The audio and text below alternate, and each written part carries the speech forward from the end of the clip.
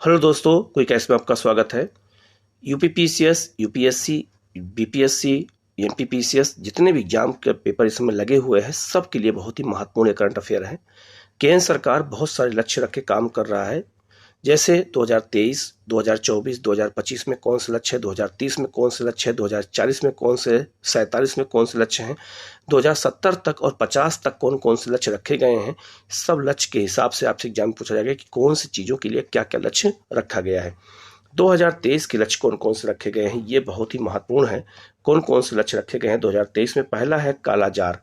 कालाजार की बीमारी को पूरी तरह समाप्त करने का लक्ष्य 2023 सरकार ने रखा है और इसके लिए व्यापक अभियान सरकार चला रही है। WHO ने यह लक्ष्य 2030 रखा है, लेकिन भारत सरकार ने इसका लक्ष्य 2023 रखा है कालाजार की बीमारी को समाप्त करने के लिए। ये काफ़ी महत्वपूर्ण पॉइंट है, इसको याद रखना है। नेक्स्ट है दिल्ली मुंबई एक्सप्रेस वे को पूरा करने का लक्ष्य भी 2023 ही रखा गया है। ये भी अपने आप में बहुत ही महत्वपूर्ण क्वेश्चन है, इसको याद रखना है। इसके अलावा एक बहुत ही महत्वपूर्ण क्वेश्चन है, उर्वरक क्षेत्र में आत्मनिर्भर बनने का लक्ष्य 2023 रखा गया है। सरकार ने लक्ष्य रखा है कि हम उर्वरक के निर्माण में आत्मनिर्भर रहेंगे और हम विदेशों से इसका आयात नहीं करेंगे। तो ये अपने आप में बहुत ही महत्वपूर्ण लक्ष्य है। याद रखिएगा कि उर्वरक निर्माण में या उर्वरक में आत्मनिर्भरता के लिए हमने जो 2023 लक्ष्य रखा है, ये बहुत ही महत्वपूर्ण है और ये ऐसे ही क्वेश्चन एग्जाम में आपसे पूछे जाएंगे। इसके बाद है ब्रॉड गेज रूट को 100% विद्युतीकरण का लक्ष्य रखा गया है 2023। जो है, जो बड़ी रूट की ट्रेनें होती हैं उनके लिए विद्युतीकरण का लक्ष्य रखा गया है 2023। और याद रखिएगा कि हरियाणा 100% विद्युतीकरण करने वाला पहला राज्य भारत का बन गया है। ये भी नोट कर लीजिएगा, बहुत महत्वपूर्ण है। हरियाणा के जितने भी जिले हैं जहाँ भी रेलवे है, सबको विद्युतीकरण कर दिया गया है, वो भी 100% कर दिया गया है। तो 100% का लक्ष्य हासिल करने वाला हरियाणा पहला राज्य है और 2023 सरकार ने यह लक्ष्य रखा भी है।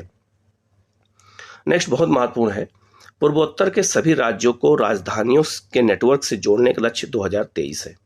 ठीक है कि पूर्वोत्तर क्षेत्र की जितनी भी राजधानियां हैं सबको जो है रेलवे नेटवर्क से जोड़ा जाएगा। ये काफ़ी महत्वपूर्ण पॉइंट है, आपको ये भी याद रखना है, क्योंकि पूर्वोत्तर क्षेत्र में अभी रेलवे का विकास नहीं हो पाया है। 2024 के प्रमुख लक्ष्य कौन कौन से हैं? तो पहला लक्ष्य है कि कृषि में शून्य डीजल उपयोग और नवीकरणीय ऊर्जा के इस्तेमाल का जो लक्ष्य रखा गया है 2024 लक्ष्य रखा गया है कि डीजल में शून्य डीजल या कृषि में शून्य डीजल का उपयोग किया जाएगा और नवीकरणीय ऊर्जा को बढ़ावा दिया जाएगा 2024 तक। तो ये भी बहुत ही महत्वपूर्ण पॉइंट है। सबके लिए आवास मुहैया कराने लक्ष्य 2024 है। पहले ये लक्ष्य 22 था, सरकार ने लक्ष्य को बढ़ा के 2024 कर दिया है कि सबको जो है 2024 तक सबको घर उपलब्ध कराया जाएगा। ये अपने आप में बहुत ही महत्वपूर्ण पॉइंट है, याद रखिएगा। ठीक है, सबको घर दिया जाएगा। याद रखिएगा प्रधानमंत्री आवास योजना चलाई जा रही है और इसका जो थीम है ये भी पूछा जा सकता है, सरल निवास सफल विकास। सरल निवास सफल विकास इसका थीम है और ये भी याद रखिएगा, ये भी बहुत महत्वपूर्ण है। प्रधानमंत्री आवास योजना के तहत 2024 तक हम सबको घर देने का जो सरकार ने लक्ष्य रखा है उसको पूरा करने के लिए सरकार अग्रसर है। नेक्स्ट है digital radio. Digital radio launch करने का लक्ष्य भी 2024 है। ये भी एग्जाम में आपसे पूछा जा सकता है। और एक सबसे महत्वपूर्ण योजना है हर घर में नल से जल, स्वच्छ जल की आपूर्ति 2024। तो सबको घर देने का और सबको स्वच्छ पानी देने का जो लक्ष्य रखा गया है वो 2024 रखा गया है। ये काफ़ी महत्वपूर्ण पॉइंट है, याद रखिएगा, यहाँ से क्वेश्चन आपसे पूछा जाएगा। इसके बाद है सड़क दुर्घटनाओं से होने वाली मौतों को 50% तक कम करने का लक्ष्य रखा गया है 2024। हमारे यहाँ जो है सड़क से लोग बहुत ज़्यादा मर जाते हैं, एक्सीडेंट हो जाता है, तो उसका लक्ष्य रखा गया है कि 2024 तक लगभग 50% मौत को कम करना है। इसके लिए सरकार अपना काम शुरू कर चुकी है। अब बात देखते हैं 2025 के लक्ष्य कौन कौन से हैं। तो भारतीय अर्थव्यवस्था को $5 ट्रिलियन इकोनॉमी बनाने का लक्ष्य 2024-25 है। ये बहुत महत्वपूर्ण है। और अगर आपसे पूछा जाए कि $10 ट्रिलियन की इकोनॉमिक्स बनाने का लक्ष्य कब रखा गया है इकोनॉमी बनाने का, तो 2035 रखा गया है। ये भी नोट कर लीजिएगा कि 2035 तक $10 ट्रिलियन की अर्थव्यवस्था बनेगी और $5 ट्रिलियन की अर्थव्यवस्था 2024-25 में लक्ष्य रखा गया है भारत सरकार के द्वारा। सभी गांवों में ऑप्टिकल फाइबर बिछाने का लक्ष्य रखा गया है 2025। ये ऑप्टिकल फाइबर है याद रखिएगा ऑप्टिकल फाइबर को बिछाने का लक्ष्य रखा गया है 2025 कि गाँव में, पूरे गाँव के हर क्षेत्र में जो है ऑप्टिकल फाइबर को बिछा दिया जाएगा। भारत को टीबी मुक्त करने का लक्ष्य 2025 है।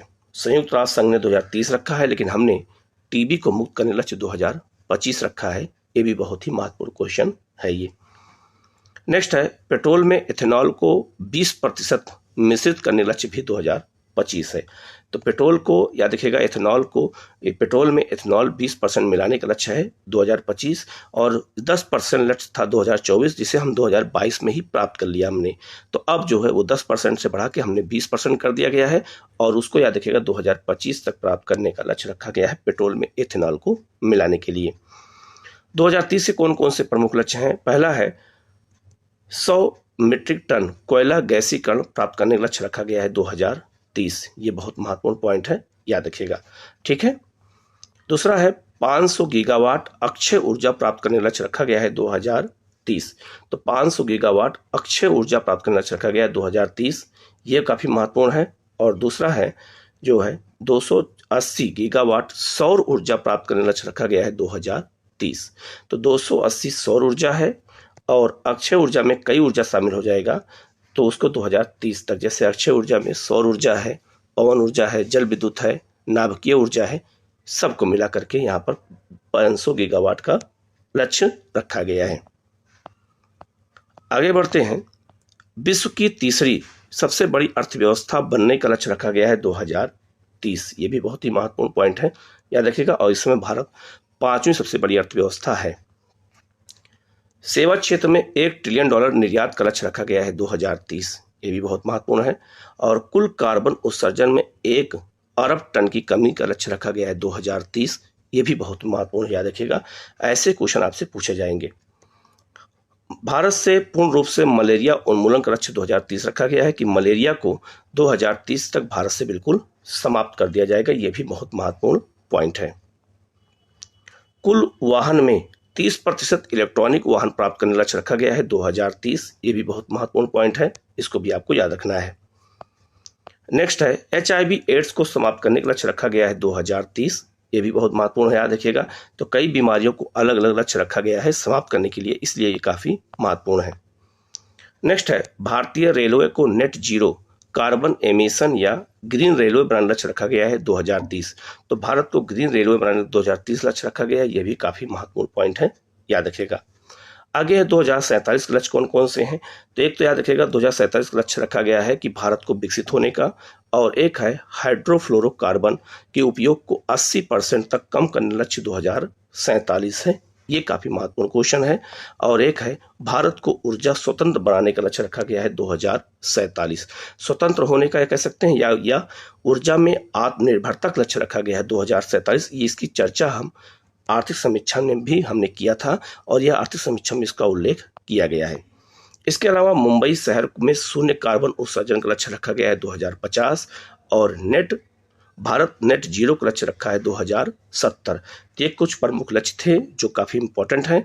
अब हम लोग बात कर लेते हैं भारत सरकार की कुछ और लक्ष्य की, कुछ और योजनाओं की या कुछ थीम की बात करेंगे जो भारत सरकार ने काफी महत्वपूर्ण रखे हैं। तो ये काफी महत्वपूर्ण क्वेश्चन है, आपको इनको पूरा वीडियो अच्छे से देखना है, कहीं भी छोड़ना नहीं है क्योंकि बहुत ही महत्वपूर्ण क्वेश्चन और यहाँ से एग्जाम में क्वेश्चन आना बिल्कुल तय है, स्वाभाविक है। यहाँ से 1-2 क्वेश्चन हमेशा रहते हैं और रहेंगे भी। ठीक है, हम लोग आगे बढ़ते हैं।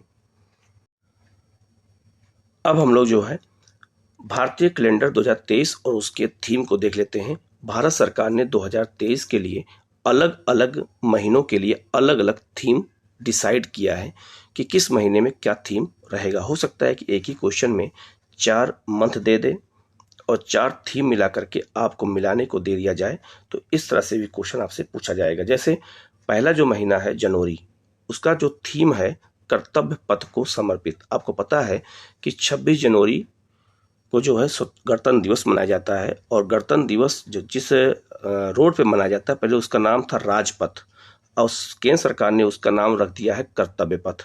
तो जनवरी के महीने में 26 जनवरी होता है और याद रखिएगा कर्तव्य पथ उसका नाम है जिस पर परेड होती है।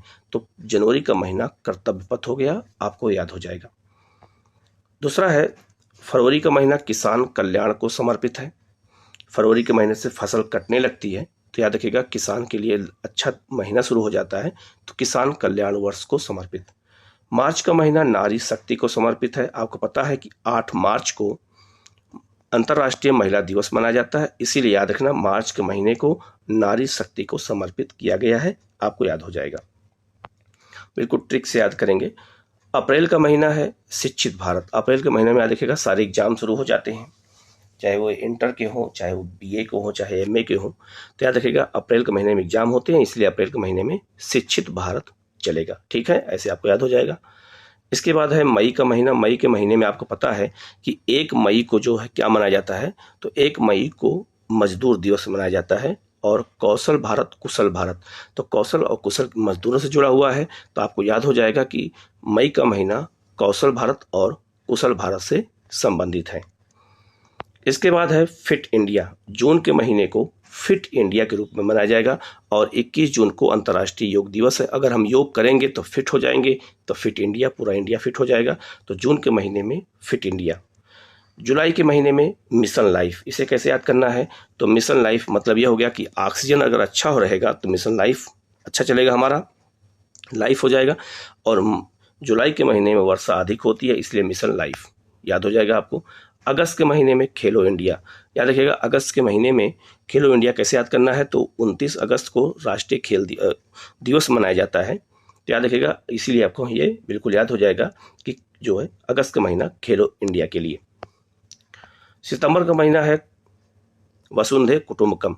याद रखिएगा G20 की जो बैठक की अध्यक्षता भारत कर रहा है, तो सितंबर के महीने में ही भारत ये G20 की बैठक भारत में होगी, राष्ट्राध्यक्षों की बैठक होगी और G20 का थीम भी यही रखा गया है, वसुंधैव कुटुंबकम। तो सितंबर का महीना है, आपको याद हो जाएगा। नेक्स्ट है अक्टूबर के महीने में क्या मनाया जाता है, क्या होता है कि खाद्य सुरक्षा। तो 16 अक्टूबर को विश्व खाद्य दिवस मनाया जाता है और इसीलिए खाद्य सुरक्षा अक्टूबर का महीना। नवंबर का महीना है आत्मनिर्भर। आत्मनिर्भर मतलब कि उस समय जो है, इसे याद रख लेना है कि उस समय हमारे यहाँ किसान जो है फसलों की बुआई करते हैं आत्मनिर्भर बनने के लिए, तो एक तरह से आपको याद हो जाएगा। और दिसंबर का महीना का है अष्टलक्ष्मी। और याद रखिएगा बहुत महत्वपूर्ण है कि भारत के प्रधानमंत्री ने जो पूर्वोत्तर के 8 राज्य हैं उनको जो है अष्टलक्ष्मी नाम दिया है, ये बहुत महत्वपूर्ण है।